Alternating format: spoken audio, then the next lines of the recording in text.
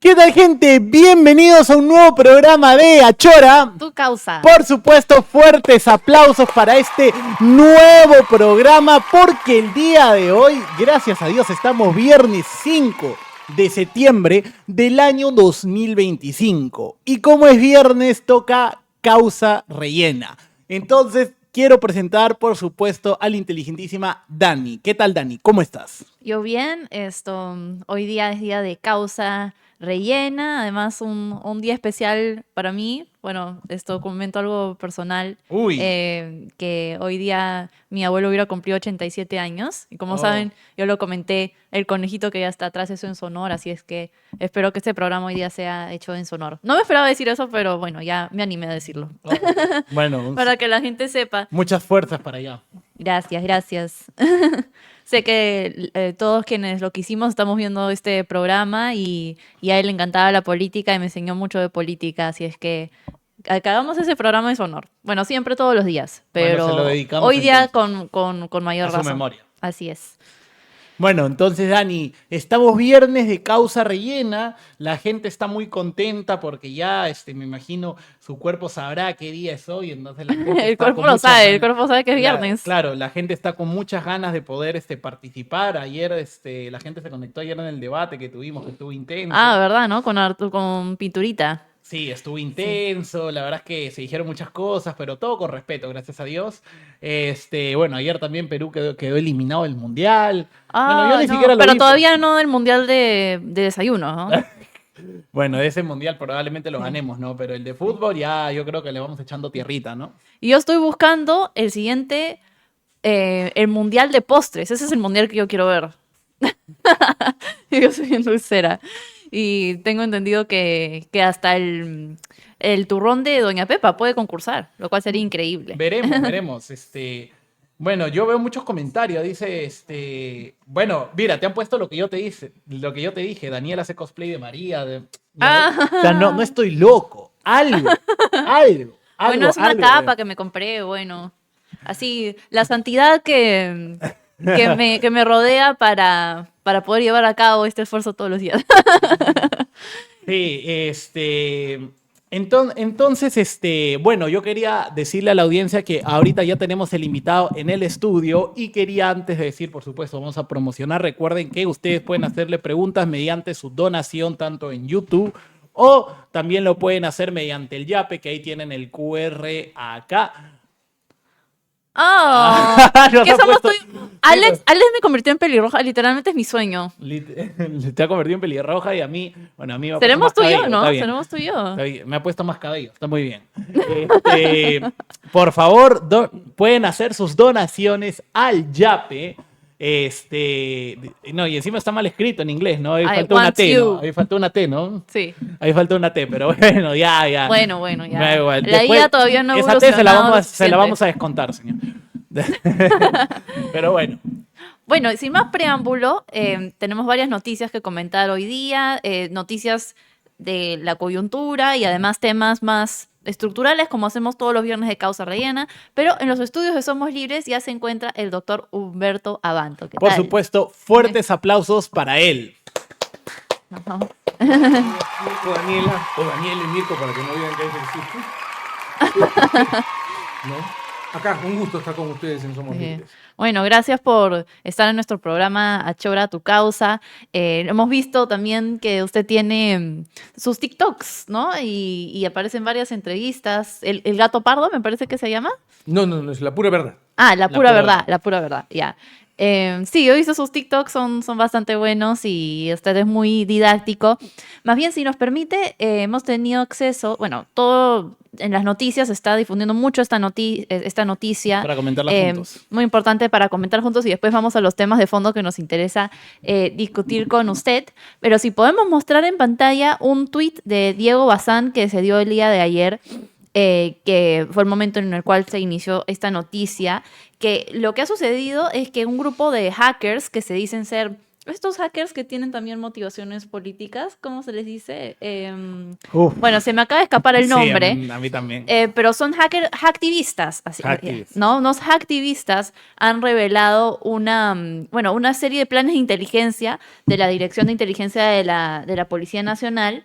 Y Diego Bazán reveló esta información el día de ayer, ¿no? Inclusive las organizaciones criminales han tenido acceso a los registros de los agentes de la Policía Nacional en sitios tan sensibles como el BRAEM, ¿no? Se han revelado los planes de inteligencia que podrían tener este tipo de agentes en zonas, ya sabemos, bastante peligrosas en nuestro país. Y además se ha revelado el plan de inteligencia de la policía para proteger tanto a Dina Boluarte como a expresidentes. Como sabemos, tienen ellos, un plan de seguridad para protegerlos, porque son personas, que han tenido el cargo público más importante del país. Y por último, ya para comentar con el doctor Abanto su opinión sobre todo esto, también se ha revelado que habría desde el Ministerio del Interior supuestamente cierto reglaje hacia algunos periodistas. Me comentan que Marcos Cifuentes, que ya sabemos que no es muy afín a nuestra postura, pero en fin, Marcos Cifuentes estaba revelando esta noticia en la mañana en La Encerrona y le bajaron el directo, ¿no? Luego lo han vuelto a poner, pero digamos que es bastante, relativamente sospechoso, ¿no? O sea, guardando las diferencias con Marcos Cifuentes. Pero bueno, doctor Abanto, ¿qué piensa usted? Esto es bastante, digamos... Peligroso y preocupante la poca seguridad. Claro, de parte del Estado, o sea, que puedan venir unos Porque hackers esta no es la primera vez. Es más, los hackings a las Fuerzas Armadas son relativamente comunes. Bueno, pero a ver, no es acá. Si ustedes recuerdan, hace un año o dos aproximadamente, unos hackers rusos tomaron la fuente principal de energía eléctrica del centro de los Estados Unidos, del medio oeste. Existen en todo el mundo estos hackers. Lo curioso es la oportunidad y la aparición de estos hacktivistas, ¿no? Y a quién le llega la información y quién difunde el hackeo. Claro. Porque siempre hay que preguntarse a quién le sirve esto y quién está muy preocupado ahora porque tiene que rendir cuentas a propósito de compras ilegales y de manejo bastante dudoso de los fondos públicos en una institución policial, ¿no? Ahora los hackers han dicho que ellos querían evidenciar las debilidades del Estado, pero y que inclusive ellos han tenido otro tipo de hackeos cuando sucedió lo de la isla Santa Rosa, ¿no? También se hizo un hackeo, una filtración en ese momento, y también otra filtración de datos de instituciones como la Municipalidad de Miraflores, ¿no? Entonces... pero es curioso el blanco, pues. O sea, son ciertos blancos muy peculiares. A su criterio, ¿cuáles son estos blancos? A ver, por ejemplo, la Municipalidad de Miraflores es un alcalde de Renovación Popular. El Ministerio del Interior es obviamente blanco de una disputa por alguien que ha perdido el control de esa institución y que antes la tenía a placer, ¿no? Y que controlaba las investigaciones y dirigía los cercos y seguimientos, porque ya que el señor Colchado está hablando de cercos y seguimientos, y pongo por testigo de esto al general Gastón Rodríguez, ¿no? Porque él desactivó eso. A mí, cuando el señor Colchado era jefe de la DIVIAC, me pusieron 2 coches con placas falsas en la puerta del edificio donde yo vivo. ¿Ah, sí? Y cuando los identificamos, el general con quien yo me comuniqué en ese momento, los mandó a intervenir y resultaba que no era para mí. Estaban investigando un laboratorio de drogas que estaba en la avenida General Ernesto Montaña en Miraflores. Ya. Que como ustedes verán, nunca han encontrado ningún laboratorio de drogas en la cuadra 2 de Ernesto Montaña y en La Aurora en Miraflores. Sí. Y salieron disparados, ¿no? O sea, se identificaron como policías, curiosamente de la DIVIAC, ¿no? Que estaban investigando una organización criminal que traficaba drogas justo en la cuadra 2 de la avenida. Medio raro. Claro. Pareciera ser una excusa más bien, ¿no? Entonces, si alguien sabe de estos seguimientos es el señor Colchado. Si alguien sabe de estas cosas es el señor Colchado. Y por si acaso, también es testigo de esto, porque le pasé la información y le pasé los videos, una periodista a la que yo tengo mucho aprecio, aunque otras personas no la quieren tanto, que es Anuska Buenaluque. En ese momento yo le pasé la información a ella y al general Gastón Rodríguez. Ya. Entonces, digamos que no sé de qué está hablando el señor Colchado hasta que no me explique bien quiénes son los seguidores, porque presenta una fotito y listo, ¿no? Creo que él tiene más habilidades que eso. Ya. Sí, bueno, tendremos que ver realmente, o sea, me parece igualmente preocupante que sea el Ministerio del Interior, sea un abogado mediático como es usted, o periodista, sea de cualquier índole, que estén haciendo planes, digamos, para buscar monitorearlos Seguimiento, o hacer un ¿no? Que seguimiento. Bueno, era el 2019 cuando el Perú vivía esta dictadura disfrazada de democracia bajo el gobierno del señor Vizcarra. De eso vamos a hablar pronto. ¿No? Entonces, La y dictadura de y la democracia es era un poco fuerte, ¿no? entusiasta. ¿Cómo? Dictadura disfrazada de democracia es un poco fuerte. A ver, apresaron y acosaron a Keiko Fujimori, a Alan García, a Luis Castañeda Alossi. O sea, se usó el aparato represivo del Estado Y de cerraron una el manera Congreso. estalinista Sí. para destruir toda competencia política y a todo el que estorbara. Y yo en ese momento me convertí en un estorbo para el proyecto de encarcelar a Jaime Yoshiyama y a Keiko Fujimori. Ahí vamos a tocar el tema. Vamos a tocar el tema que es muy importante. Pero bueno, muchas gracias por darnos su opinión sobre todo este tema del hackeo, que la verdad es que es muy relevante en este momento. Todo el mundo está hablando de esto y con razón, porque las instituciones del Estado con todo lo que nos sacan en impuestos, deberían tener mayor seguridad, mayor firewalls más contundentes y sobre todo proteger nuestros datos, ¿no? Proteger nuestros datos y dedicar menos recursos a este seguimiento, ¿no? Que quién sabe con qué fines se harán, ¿no? Claro, ahora cabe la pregunta, ¿cuál es el interés de parte de estos hackers? Como mencionaba el doctor Abanto, será revelar cierto tipo de información y no otra, ¿no? No sabemos realmente el espectro de interés de parte del Ministerio del Interior hacia, no sé, o sea, hacer el seguimiento a ciertas personas, ¿no? Que creo que es lo más preocupante. O sea, todos estamos expuestos a los hackers. Recuerden el Sí. hackeo al Banco Interbanca hace poco. O sea, no es algo de sector público, sector privado, sino que hay que tener buenas defensas. Sí, totalmente. Bueno, si es que ustedes tienen alguna pregunta respecto a este hackeo o tienen una... mientras que estamos hablando, sale un nuevo desarrollo, los invitamos a que nos dejen un comentario por el chat. Ahí está. A ver, defender la libertad no tiene precio, pero cuesta dinero.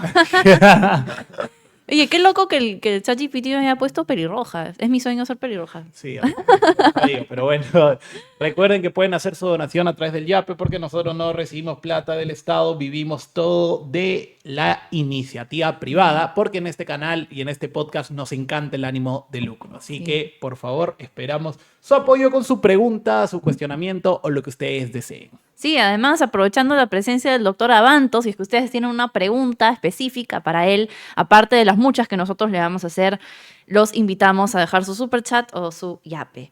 Bueno, pasemos al tema de realidad de esta semana, ¿no, doctor Abanto? Que es la reciente salida de Vizcarra y de Betsy Chávez, pero bueno, usted comentó el caso de Martín Vizcarra, que es muy importante, ¿no? ¿Qué mensaje? Bueno, nuestra primera causa del día es la falta de sanción clara a los políticos, ¿no? Porque ¿cómo es esto de que entran, y después salen? Claro, hay que separar papas con camotes porque el caso de Vizcarra es distinto al de Betsy Chávez, pero en todo caso, ¿qué mensaje se deja a la ciudadanía estos vaivenes? Ya, el primer mensaje que hay que darle a la ciudadanía es que la prisión preventiva no es un castigo. La prisión preventiva es un instrumento para salvar los fines del proceso. ¿Usted está de acuerdo entonces con la prisión preventiva? No, a ver, yo estoy de acuerdo con la prisión preventiva como una excepción, porque está prevista en nuestra ley, está prevista además en los tratados internacionales. El punto es que en el caso de Martín Vizcarra, no había fundamentos para la privación de la libertad. Y ojo, lo digo quemándome la boca, porque realmente yo considero que Vizcarra es una de las peores cosas que le han pasado al Perú. Creo que las cifras de la pandemia así lo demuestran. Sí. El peor rendimiento del mundo. Así es. ¿No? Y la ratio de muertes más alta del mundo.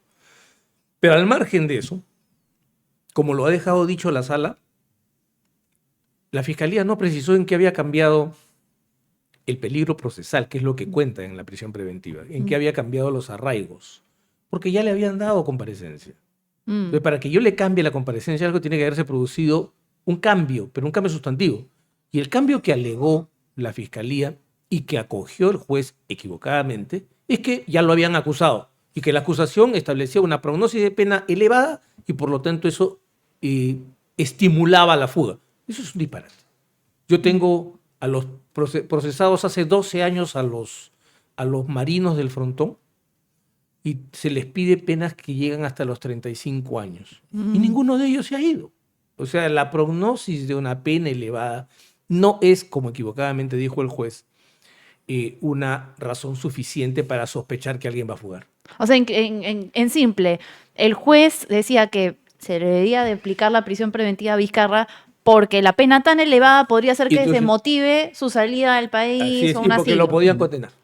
Ya. Que era muy probable que lo condenaran y como era probable que lo condenaran, entonces él iba a fugar. ¿Y el arraigo laboral no le parece sospechoso ese supuesto arraigo laboral con la empresa de la esposa que luego pasó a la hija? Pero digamos, es una empresa familiar. En el Perú no es raro que haya empresas familiares. Y él mismo tenía Pero se dio luego de C&M de querer, digamos, justificar un arraigo laboral. Pero digamos, a ver, al final lo que cuenta es si el señor estaba acá o había intentado irse. A él se le había dado una orden que yo sostengo es vergonzosa. A ver, el Perú tiene un artículo en su Constitución que consagra el derecho de asilo. El Perú es Estado suscriptor, Estado parte de la Convención de La Habana sobre Derecho de Asilo Territorial. Uh-huh. Sin embargo, un juez le prohibió que se acerque a una embajada. Eso es como que yo les prohíba a ustedes hacer su programa. El punto aquí es que les prohíban acercarse a su trabajo es una locura. Entonces, decirle, no, usted no va a poder ejercer un derecho fundamental. No va a poder ejercer el derecho de asilo. Porque eso viene mal desde la época desde la persecución a García, donde dijeron que el asilo era fuga. Eso es un disparate. Claro.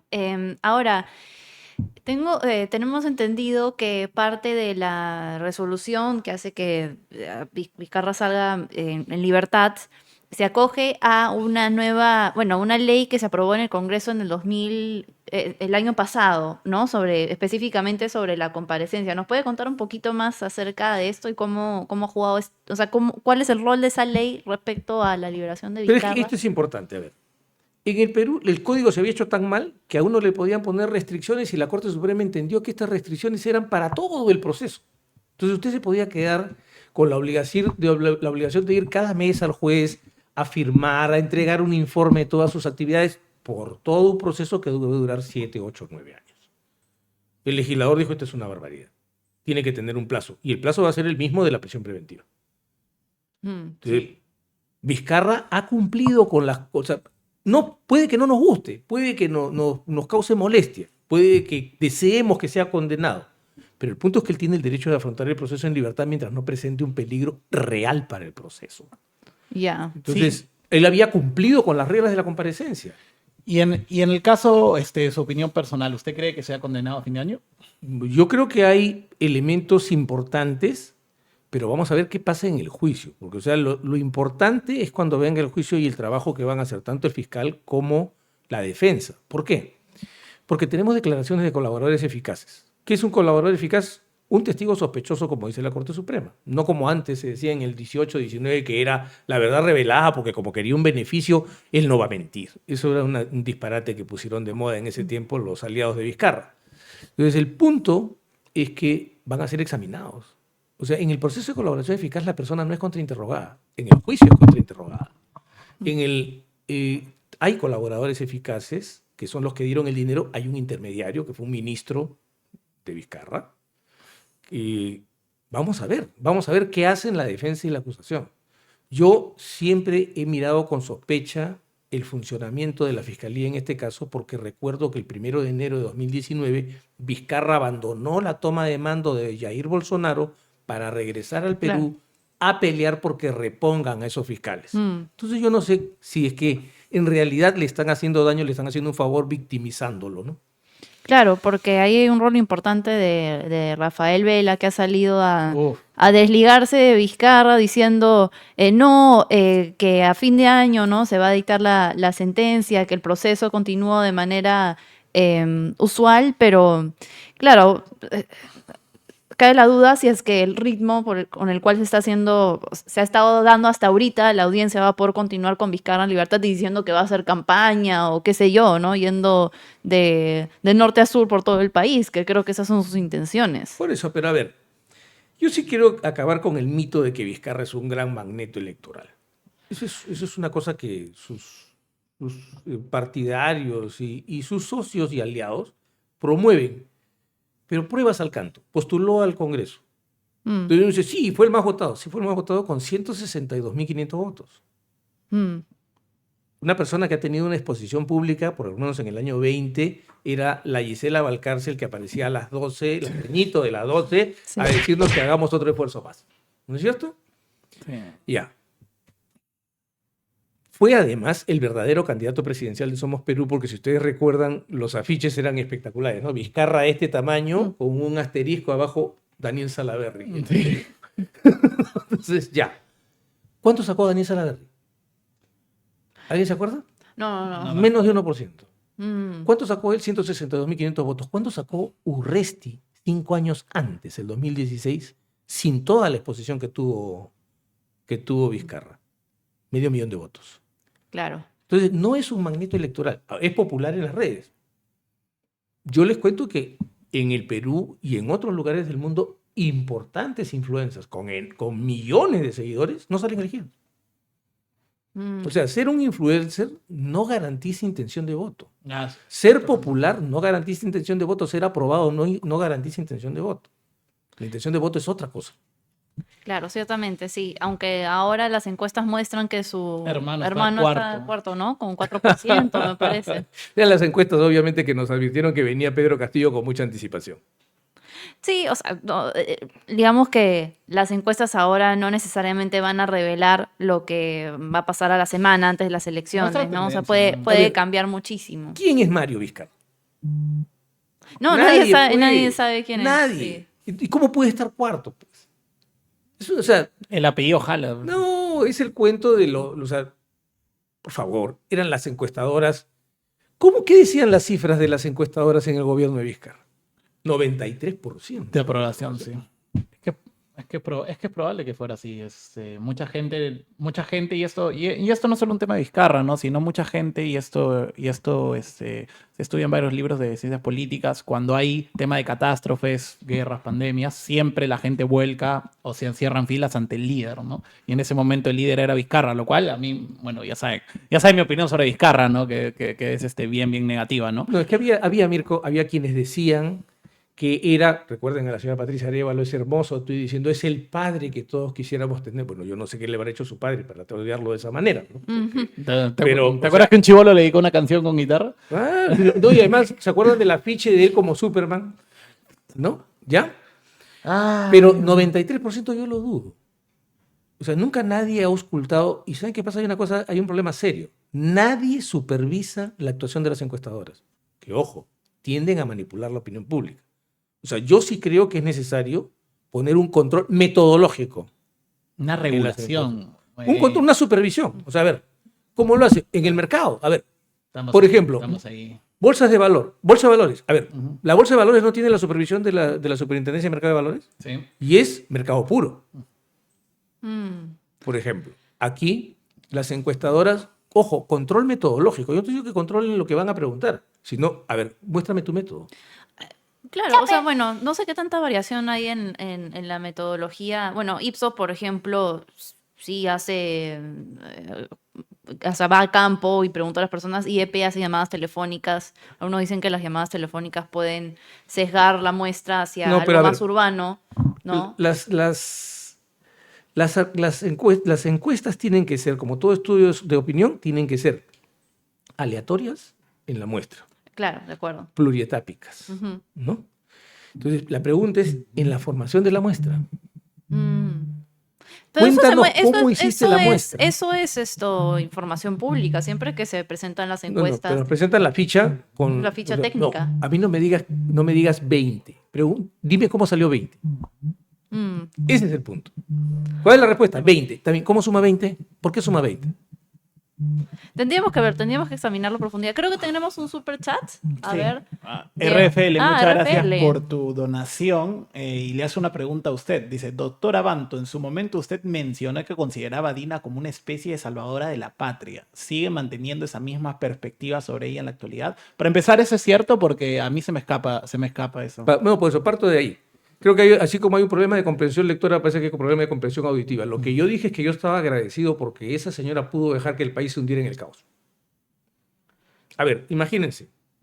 7 de diciembre de 2022. Ujú.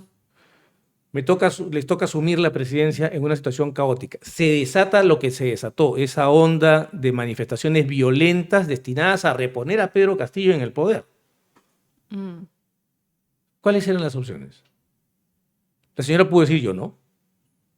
Bueno, eso fue lo que ella prometió. Claro, ¿no? prometió Ya, irse con no Pedro importa, Castillo. pero no se fue. No fue No, honesta. como que No qué fue honesta importa. respecto. Claro que importa la palabra de un político. No, como que no importa.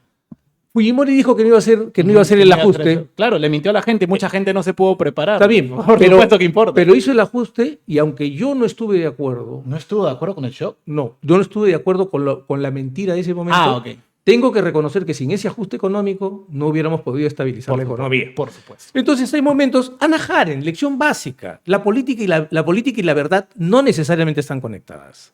¿Ya? No, A mí definitivamente no lo están, pero eso Suena no duro, significa de que suena sea duro, lo correcto. suena así. No, sí, ¿ok? suena duro, pero, Pero- no son los valores que creo que deberíamos Está bien, pero promover. es que, digamos, la política no tiene que ver con la santidad, tiene que ver con el poder. No, sí, Y entonces la señora, a ver, hubieran querido entonces que sea consecuente con su decisión y dejara... No, entonces tendría no que haberlo entiendo. dicho. Tendría que haberlo dicho. Por eso, supuesto. ya no importa, no lo dijo, lo hizo. Sí, le Bien, mintió, claro. le mintió a la gente. Por eso está bien, pero el punto es que, ¿qué preferían? Que deje el gobierno. Que llamen al presidente del Consejo de Ministros, que el presidente del Consejo de Ministros llame a elecciones en 4 meses. Ujú. En un estado de convulsión social total del país. Sí, que querían que repongan a Pedro Castillo. Por eso, Bueno, o sea, la señora pudo haberse dado media vuelta. Se quedó, soportó la carga. Mm. Y hoy pregunto, con Pedro Castillo el país no crecía. El Perú mal que bien crece 3%. ¿Eso es malo? no, pero su gobierno en materia económica es un desastre. Es un desastre. O me va a ver. decir, doctor Abando, que sí. Pregunta puntual. ¿Ha podido hacer muchísimo más daño si hubiera sido consecuente como ustedes quieren con sus promesas de la campaña electoral de voy a desacomodar a la clase media acomodada para que todo el mundo, para que los pobres estén mejor? Uf, no, cambió. Por Cambió, eso, cambió, entonces, cambió. la pregunta es, en medio de todos los males, ¿este fue el mal menor o no? A mí no me queda muy claro si llamando elecciones hubiera hecho. Porque, a ver, ¿por qué? En el Por- estado de mi- convulsión mi- social, Mirko. No. Por Quizás poco es por pasando, eso, quizás o sea, pasando, porque no. recordemos que ella pasa ese estado y después dice que va a llamar a elecciones. No sé si se acuerdan. Bueno, pero y después al final nunca lo hizo. Bueno, me queda Pero clarísimo tiene un de que lo que ella quiere es aferrarse al poder para retrasar lo más posible enfrentarse a la justicia. Pero ha convocado elecciones antes del plazo. Bueno, Ha convocado elecciones pero antes unos del meses, plazo, unos Daniela. meses antes que lo corresponde. Pero lo ha hecho. O sea, no pueden decir ustedes que está retrasando. O sea, a la señora, ¿qué? Que ha debido ser más prudente, que ha podido buscar mejores ministros, que ha podido tener una política más consistente, sin ninguna duda. Pero para el daño que pudo hacer y que no ha hecho,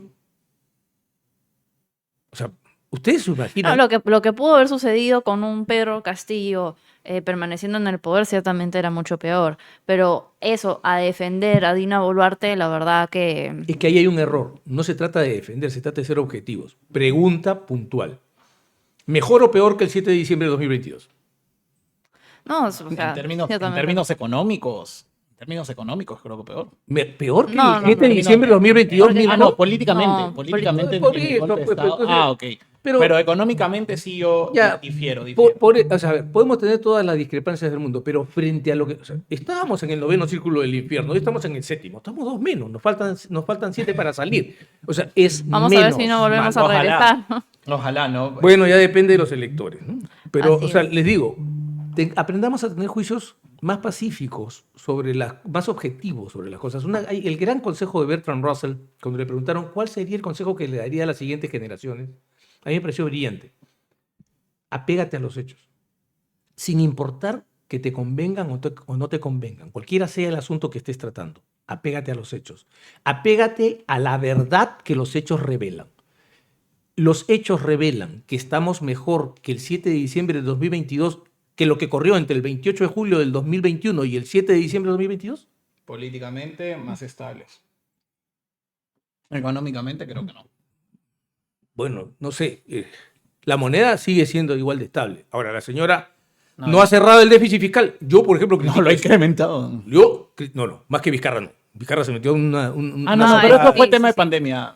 No fue solo el tema de pandemia. No fue solo el tema de pandemia. Entonces, ya, Todo ha cerrado una serie de gastos, ha cerrado una serie de gastos. O sea, la señora no es Golda Meir, la señora no es Margaret Thatcher, la señora no es Benazir. No. muy lejos, Está está. Ok, muy lejos. entonces... Está muy, entonces- muy lejos. Entonces ya no le pidan eso.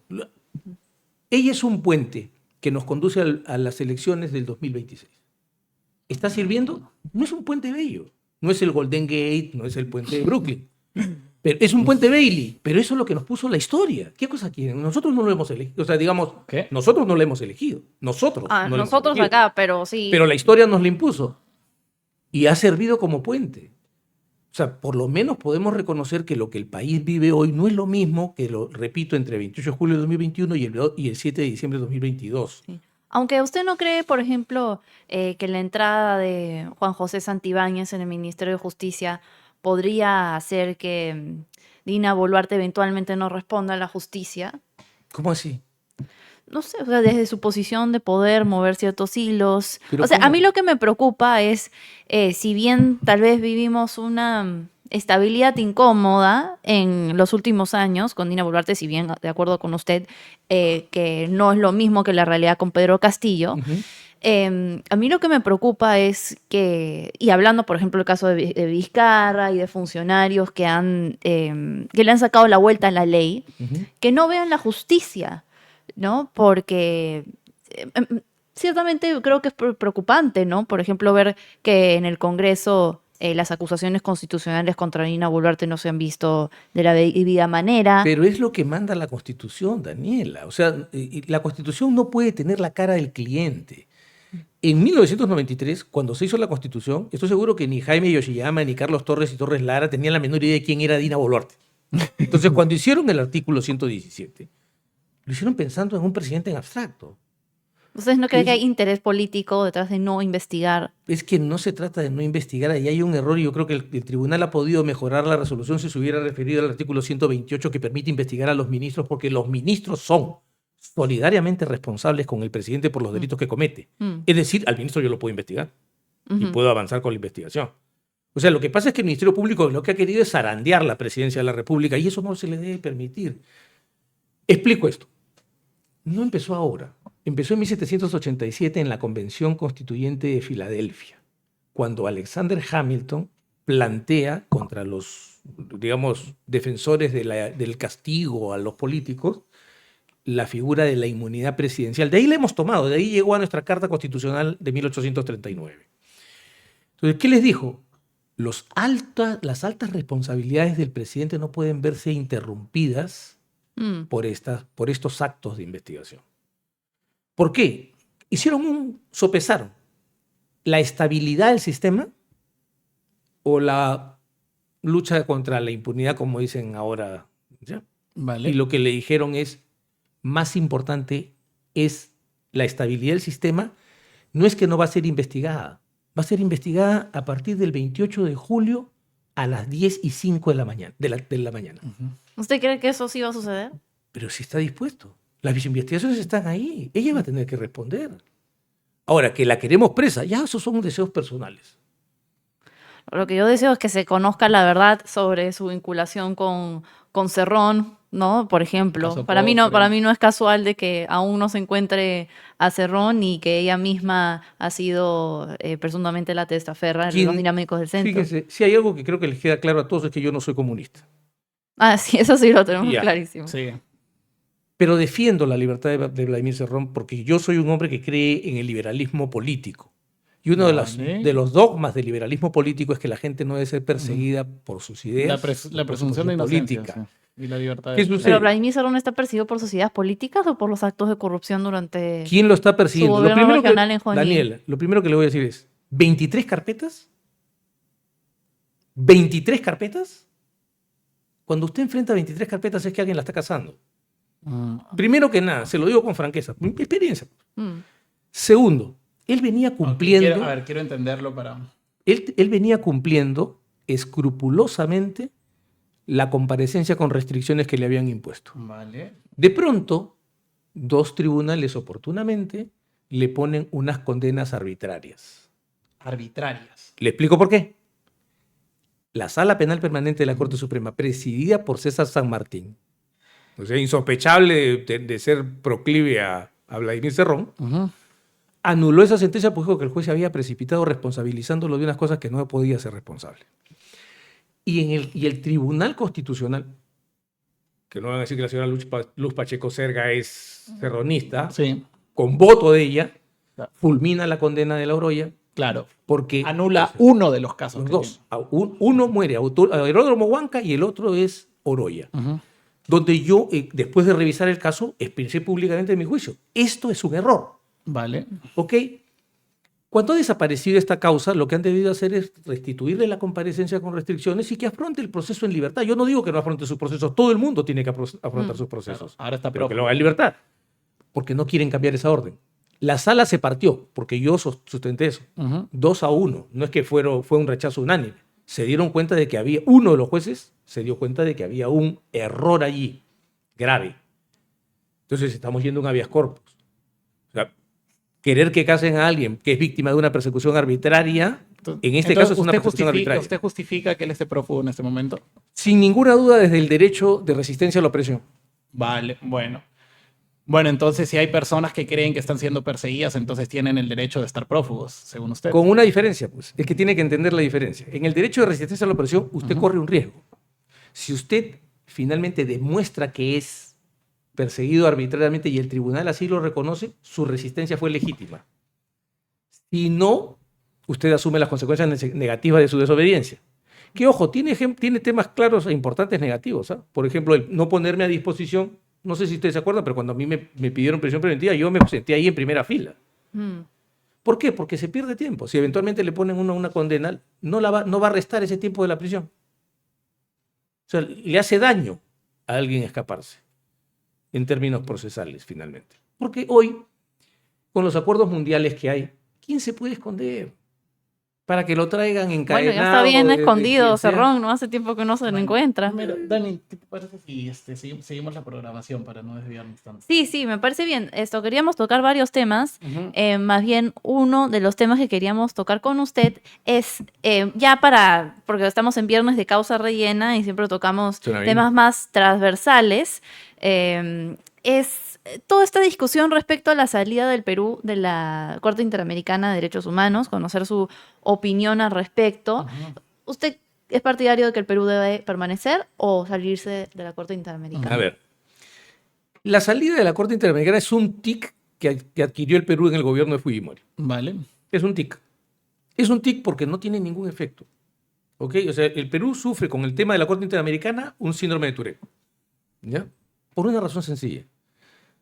Si nos salimos de este sistema, estamos en el sistema universal. Nosotros somos suscriptores del Pacto Internacional de Derechos Civiles y Políticos y también tiene un órgano de control que se llama Comité de Derechos Humanos de Naciones Unidas, ante el cual los peruanos también podemos reclamar cuando se viola nuestro derecho. Las líneas jurisprudenciales son muy parecidas, excepto los excesos ideológicos que la Corte sí se manda. ¿Ok? ¿Qué creo yo? Creo que lo que hay que hacer es lo que hicieron los europeos. Europa afrontó un problema muy parecido al que está enfrentando América Latina con la Corte Interamericana. La Comisión se ideologizó, la Comisión Europea. Entonces, ¿qué dijeron? Vamos a juntarnos, hagamos un protocolo, el protocolo 11 de 1998. Eliminamos la Comisión Europea, la Corte ya no van a ser 7 personas, vamos a hacer un tribunal permanente con tantos miembros, con tantos jueces como Estados miembros del Consejo de Europa hay.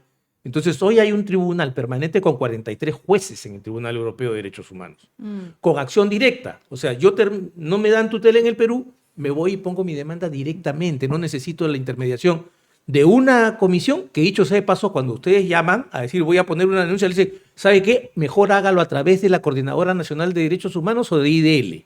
A mí me ha pasado. Ya. ¿Ya? O sea, es pues un cogollo. El Perú debería promover la reforma por una razón sencilla. Si el argumento es que perdemos casos y que nos hacen pagar reparaciones, entonces les hago una pregunta. ¿Por qué no nos vamos de CIADI? Porque los arbitrajes que perdemos en CIADI valen 1000 veces más en términos de dinero que lo que cuestan las indemnizaciones de la Corte Sí, Interamericana. pero no me queda si está a favor o en contra de Estoy a favor de permanecer, pero impulsar la reforma del sistema. Pero usted podría no acaba de impulsar? decir que está ideologizado. Por eso hay que hacer la reforma del sistema. Hay que hacer lo que hicieron los europeos. Hay que hacer que entre aire. Yo siempre creo que lo que hay que hacer es abrir las ventanas, abrir las puertas y que salga el moho. Y que entre aire fresco. Entonces, si tuviéramos una corte... Pero un tribunal... sería un conjunto de países para hacer la reforma. Claro, pero en este momento, a ver, tienen a Javier Milei, tienen a Noboa en Ecuador. Vamos a tener a un presidente más o menos razonable en Bolivia. Tenemos a Bukele. O sea, las condiciones para promover una reforma del sistema interamericano de protección de derechos humanos está a la mano. Pero Que el Estado no lo vea. Tendría que ser un esfuerzo tienen ese conjunto, mismo interés, por ejemplo, otros países latinoamericanos de impulsar esa reforma que lo que se discute acá, por ejemplo, en el Perú. ¿Usted Pero lo es ve? que habría que preguntarles, ¿no? O sea, Claro. lo peor que hay es la inacción de la Cancillería, pero que parte de la falta de ideas del gobierno, del núcleo del gobierno. Ah, sí, por supuesto, pero por lo que usted me cuenta, yo veo muy difícil que se pongan de acuerdo en un plazo razonable. O sea, me encantaría, ¿no? Me encantaría, pero... Fíjense, pero yo creo veo que es difícil. más fácil de lo que todos estamos pensando. Un par de llamadas ya... y No es tanto como un par de llamadas, pero o sea, todos los países están descontentos con los resultados de la Corte. O sea, la Corte se excede cuando entra en temas ideológicos. La Corte, digamos, fortaleció mucho la candidatura de Petro. Mm, Bueno, cuando cometió también un exceso el gobierno de Uribe al hacerlo inhabilitar por un órgano administrativo como era la Contraloría colombiana. Pero o sea, a mí no me agrada la teoría de que vamos a irnos de un sistema de protección de derechos humanos. ¿Por Ya. qué? Porque con todos sus defectos, la doctrina de la Corte Interamericana ha permitido humanizar el proceso penal en el Perú, que era una bestialidad. O sea, en el Perú, un juez, a usted lo denunciaba el fiscal, y el juez en su gabinete decidía si le daba prisión o lo dejaba en libertad o le ponía comparecencia con restricciones. Usted no tenía la oportunidad de decir nada. Mirko, Daniela, o sea, esas cosas han venido también con la jurisprudencia de la Corte Interamericana. Que todo eso debe ser reformado, por supuesto. Por eso, entonces, siempre hay que tratar de ser objetivos. ¿Dónde falla la Corte? En los casos altamente ideologizados.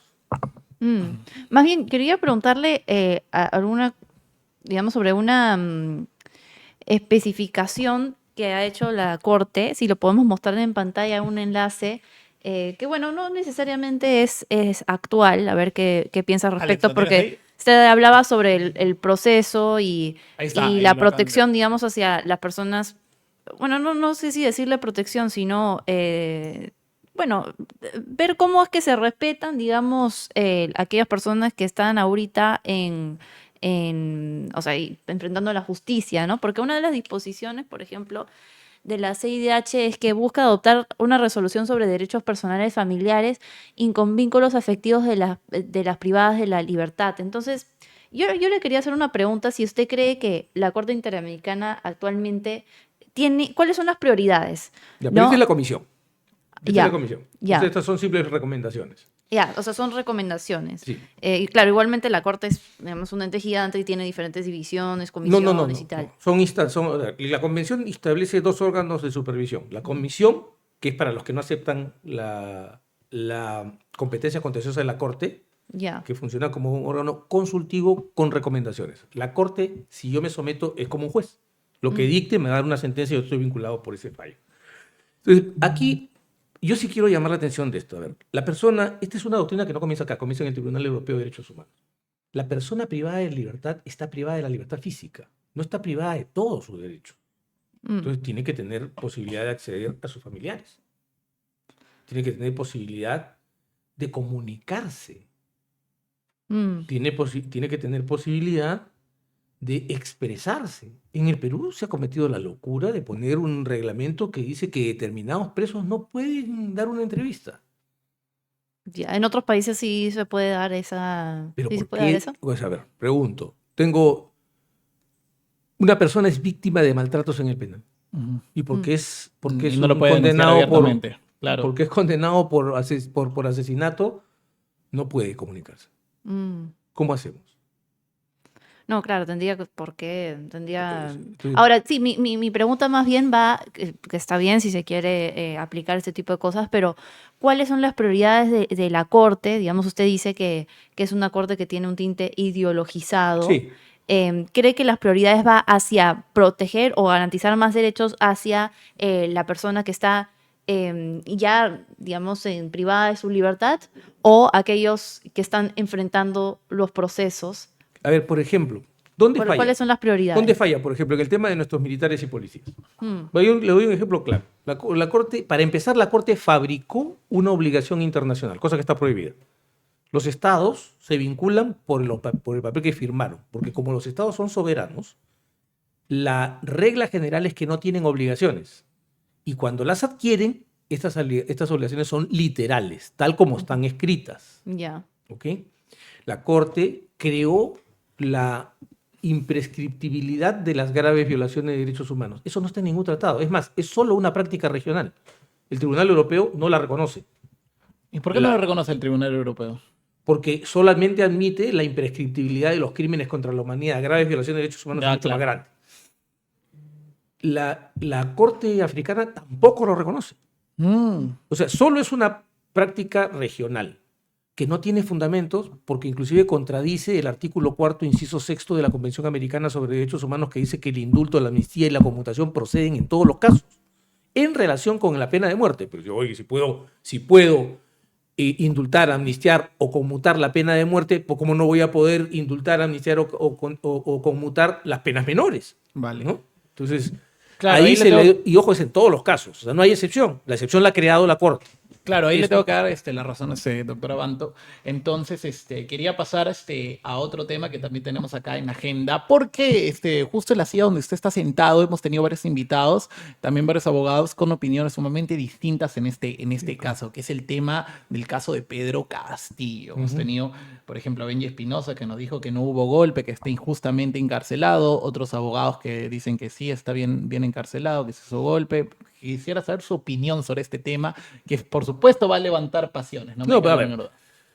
Digamos, yo creo que algunas personas se han visto seducidas por el discurso de Zaffaroni, que yo en ese aspecto comparto plenamente la opinión de Felipe Morgenstern en su libro Contra la Corriente. O sea, Zaffaroni es un hombre que no hay un día en que nos ahorre el sentimiento de vergüenza ajena. ¿Ya? Fue un gran abogado, pero ahora convertido en un activista del peronismo y de la izquierda latinoamericana que desmiente todo el trabajo académico que hizo. Ujú. Y este chico crochato que está buscando fama, Mm, ¿ya? Ellos sostuvieron que solo leyó una proclama.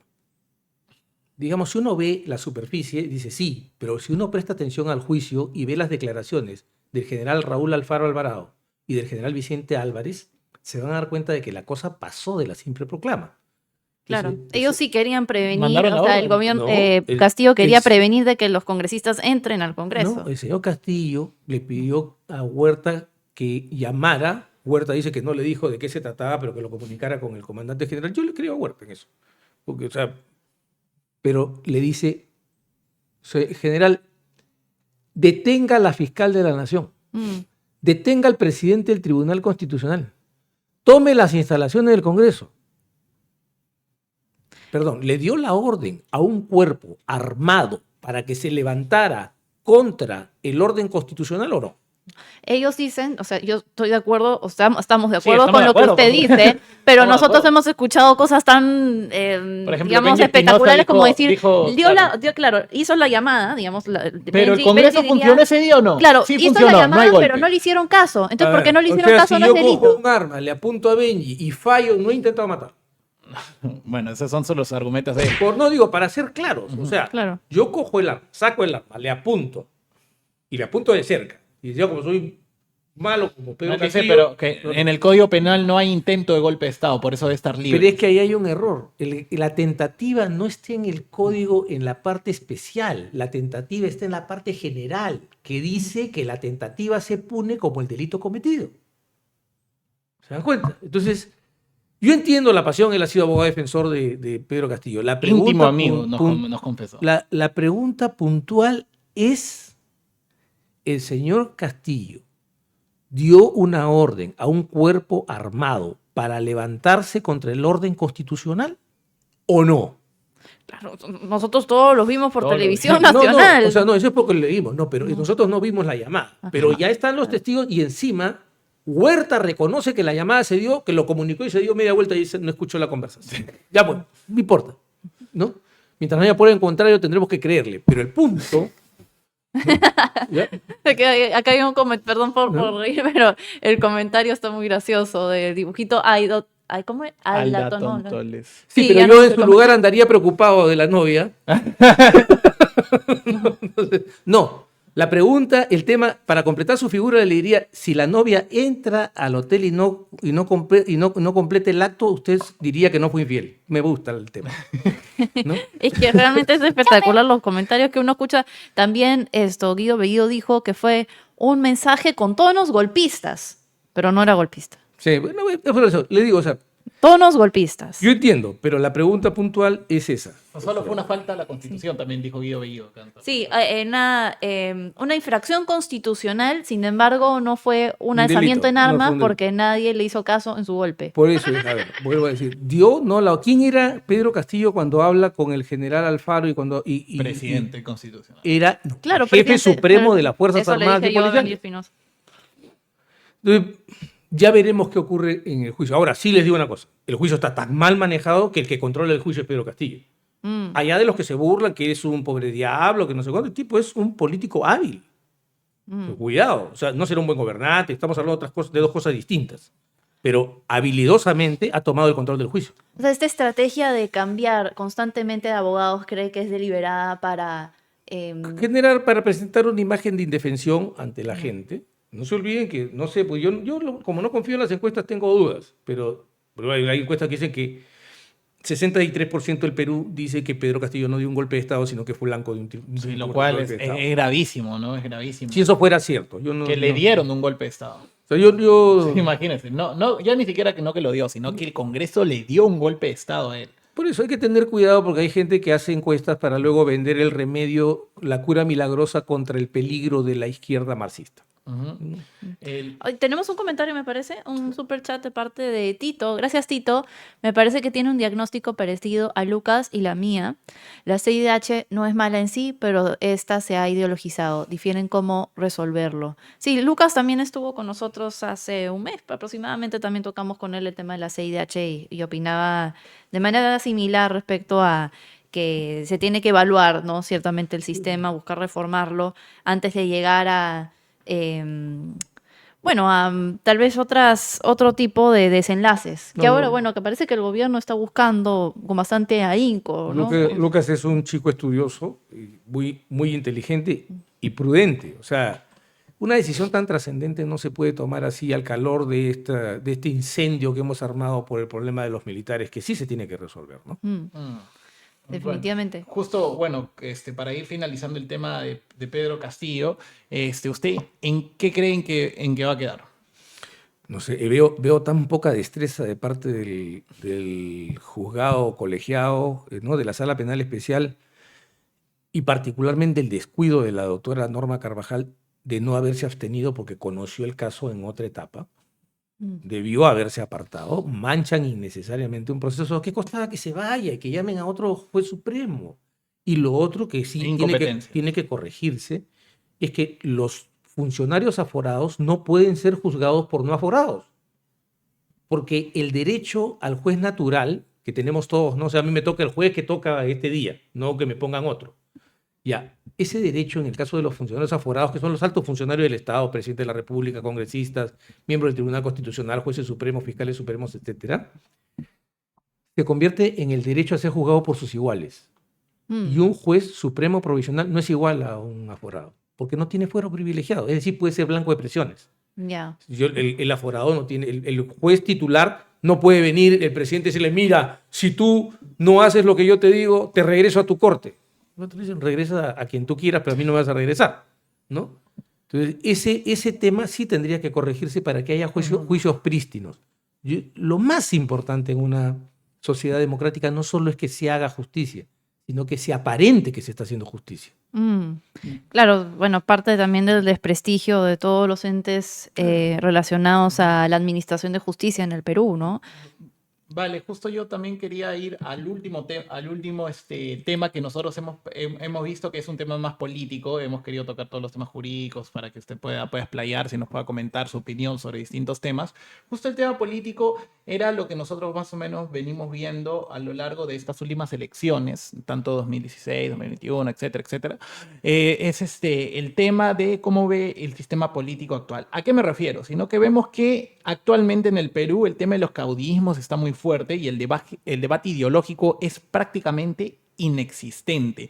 No hay debate sobre liberalismo, sobre socialismo, sobre anarquismo, sobre conservadurismo, sobre socialdemocracia, etcétera. Si no debaten, tú eres gay, tú eres feo, tú eres gordo, tú eres alto, a ti te persigue la justicia, a ti te engañó tal. Entonces, ¿cómo recuperamos el debate ideológico donde se ataquen posturas y se debatan ideas serias y en vez de estar fijándonos en la apariencia o en la vía personal? Lanzando ideas. O sea, la única forma es restaurar eso. Esto surge en 1992. El 89 se destruye el sistema tradicional. El 89 se produce la demolición del muro de Berlín. Yo no digo la caída porque el muro no se tropezó. Gente harta derribó ese muro. ¿Ya?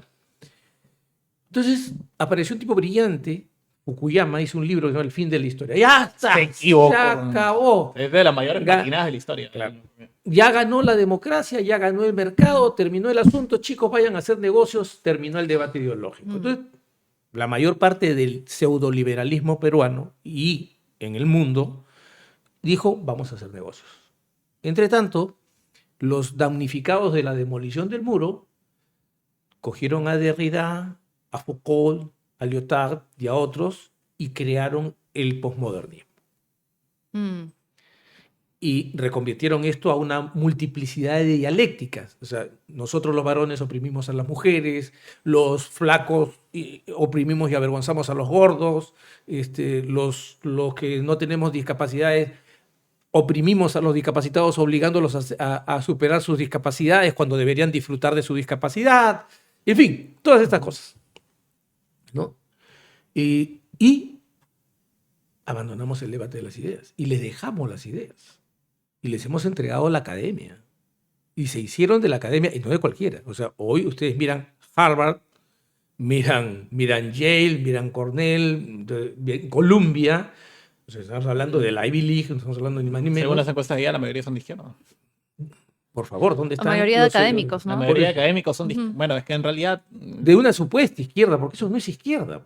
Porque es una izquierda que esconde la pobreza. El verdadero problema de las naciones es la pobreza, ¿no? Todo lo demás puede ir resolviéndose. Entonces, y tiene que irse resolviendo. O sea, no podemos decir que hoy día estamos en 1940 cuando la mujer tenía que pedirle permiso para trabajar porque así lo mandaba el Código del 36 en el Perú, ¿no? O que el marido podía vender las cosas sin autorización de ella, cosa que corrigió don Héctor Cornejo Chávez en el gobierno de Velasco. Pero bueno, entonces, ¿qué tenemos que hacer? Tenemos que volver a discutir ideas. Pero queremos discutir, o sea, si un político se disfraza de caricatura, ¿no? Y entonces ya no eres fulano que tiene determinadas ideas, sino que eres Porky y eso fue todo amigos, ¿no? O en fin, si abandonas las ideas para responder con temas emotivos, claro, vas a ganar la elección, pero vas a estrellar el carro, viejo, porque tú no sabes manejar.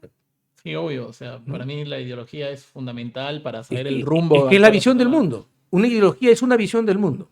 Y el gran problema es que los liberales se han mutado junto con los conservadores y entonces tienen un discurso contra los derechos humanos, por ejemplo. Yo adhiero a las lógicas de la modernidad y del pensamiento político liberal porque defiendo los derechos humanos, creo en la libertad, en la democracia, creo en un Estado que no pisotea al ciudadano, sino que esté al servicio del ciudadano, en fin, una serie de cosas que las pensaron hombres muchísimo más inteligentes que yo y que me parecen que vale la pena abrazarlas. Pero acá tenemos pues a liberales que quieren acabar con la Corte Interamericana y con los sistemas de protección de derechos humanos, que desprecian toda esta discusión porque no todo es malo en el posmodernismo. O sea, creo que he puesto acento en algunos temas que debíamos ver. El trato del varón a la mujer, el estado de postración de determinadas personas en las relaciones. pero que ha exagerado al punto de convertir eso en el centro de la discusión política, ¿no? Entonces necesitamos eso. ¿Ah? No, nada, leí un comentario, dice Mirko Prime la producción. Ahí está, ¿ya ves? Claro. Bueno, sí, comparo algunas cosas, sobre todo que se ha perdido, sí o no, Dani, que, por ejemplo, acá hemos intentado hablar de teoría política, bueno, quizás no somos muy frikis de eso, ¿no? De la teoría política, de la economía política y tal, y nos encanta hablar de eso, y con políticos Pero es que es bonito. no hemos podido. Con Pero políticos, es que es importante. con políticos O sea, no hemos podido.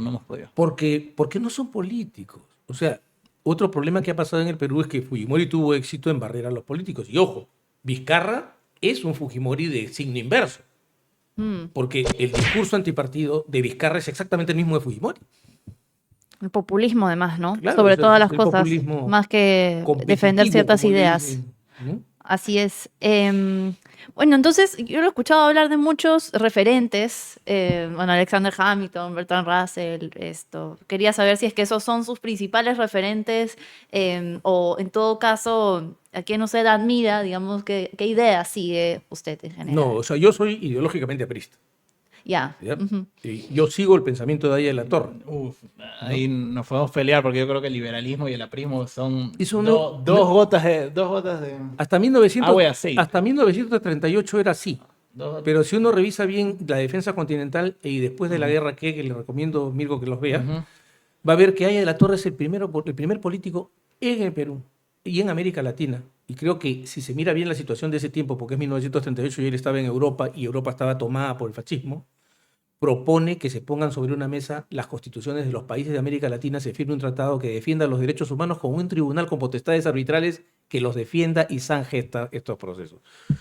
Aya finalmente termina abrazando, yo creo que lo que cambia al APRA y lo que me permite quedarme en el APRA y admirar su pensamiento es él inserta el discurso de los derechos humanos en el pensamiento aprista. Entonces, no se olviden, Aya de la Torre es miembro, uno de los 9 miembros de la Comisión Nuclear que originó la comisión redactora de la Declaración Universal de los Derechos Humanos. Ujú. O sea, esa se la doy. Sí. O sea, él defiende la democracia y logra deshacerse de los rezagos del marxismo finalmente y crea un pensamiento distinto, una opción distinta de ver las cosas. Yo adhiero a eso. Yo creo, por ejemplo, hay matices siempre. Yo sí creo que hay que buscar más soluciones de mercado que soluciones de Estado. Siempre. ¿No? En eso de Creo que el acuerdo. mercado, también es importante subrayar que el mercado no hace justicia. Y que para hacer justicia y proteger a los pobres extremos, para eso pagamos los impuestos, para que los protejan. ¿No? Entonces, yo voy por ahí. Pero Vale. eso no quita que, por ejemplo, pueda admirar a personas que no piensan como yo, pero que les reconozco un papel preponderante en la historia. Por ejemplo, Winston Churchill a mí me parece el hombre del siglo XX. Sin ese hombre no derrotábamos a Hitler. Lo vio desde 1923 y lo siguió hasta que logró, Sí. aún a costa de humillarse ante Roosevelt y ante Stalin, logró vencer. ¿No? Entonces, así hay. Uy. Así. A ver, tenemos un tuit de Carla García, que bueno, es parte de su partido. No sé, el APRA es la izquierda democrática, pero si te da miedo llamarnos izquierda, nos puedes llamar el centro radical. ¿Qué piensa de este tuit reciente, de hoy, de Carla García? No, que bueno, o sea, yo sí siento... Izquierda, dice. No, Es que la palabra izquierda se ha prostituido. La izquierda es históricamente el sector que defiende las libertades. Piénsenlo bien. Recuerden. Bueno, claro, el liberalismo nace en la izquierda, pero... Así es. Y el pero- liberalismo no es de derecha. Ahí hay un No, error. yo no he dicho eso. Ahí hay un error. Ahí estamos de acuerdo, pero bueno, ya no nos da tiempo para... Hagamos un día una conversación Sí. sobre eso porque creo Sobre- que es sobre importante filosofía que política, vale. juguemos con las ideas porque, ojo, menosprecian al auditorio. Al auditorio le gustan estas cosas. Lo que pasa es que hay que tirarlo de tal manera que pase bien, ¿no? Vale. Claro. Bueno, doctora Banto, le queremos agradecer muchísimo No, por yo- estar el día de hoy en Achora tu causa. Creo que ha sido muy interesante la conversación y conocer sus puntos de vista sobre la justicia y el debate político en el Perú en general. Y gracias a todos los que se han conectado en este viernes de Causa Rellena. Mirko, ¿algunas últimas palabras? Sí, nada, agradecerle Buena a charla, dice. sí, La PCM dice buena charla. Agradecerle a la doctora Bando por haber sido tan amable de poder estar acá el No, día al de hoy. revés. Esperamos poder tenerlo más adelante, quizás cerca las elecciones, cuando la cosa esté más picante todavía y podamos hablar ya de candidatos un poquito más serios. Ok, Dios entonces quiera. ya nos vemos el próximo año. Gracias. Bueno, doctor Abanto, muchas A gracias. ustedes. Muchas gracias a todos y recuerden que esto fue Achora. Tu causa. ¡Hasta luego!